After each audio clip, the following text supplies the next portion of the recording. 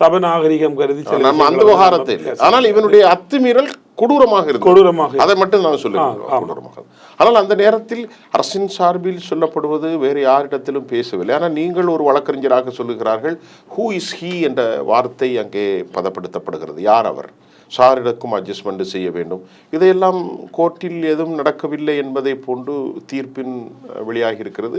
தமிழ்நாட்டின் மிக முக்கிய ஆளுமைகளான எடப்பாடி பழனிசாமி, தமிழிசை சவுந்தரராஜன் போன்றவர்கள் யார் அந்த சார் என்று கேள்விக்கிறார்கள்.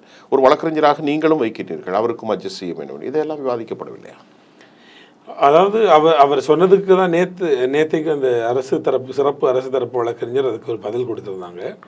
எப்போவுமே ஒரு விசாரணை இருக்கும், விசாரணைன்னு ஒன்று வைக்கும்போது அந்த விசாரணை அதிகாரிகளை தான் கோர்ட்டு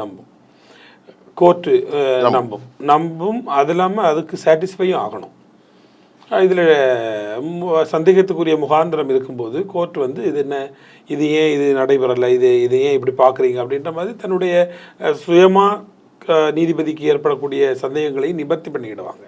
ஸோ அந்த விதத்தில் நேற்று அரசு தரப்பு வழக்கறிஞர் சொன்னது மாதிரி இது சயின்டிஃபிக்காகவும் இதெல்லாமும் அது நோடல் ஆஃபீஸர்லாம் வந்து சாட்சியம் அளிச்சுட்டு போனதுனால அவனுடைய ஃபோன் வந்து ஃப்ளைட் மோடில் இருந்ததுன்னு சயின்டிஃபிக்காக ப்ரூஃப் ஆகிருக்கு அப்படின்ற மாதிரி அவங்க சொல்கிறாங்க.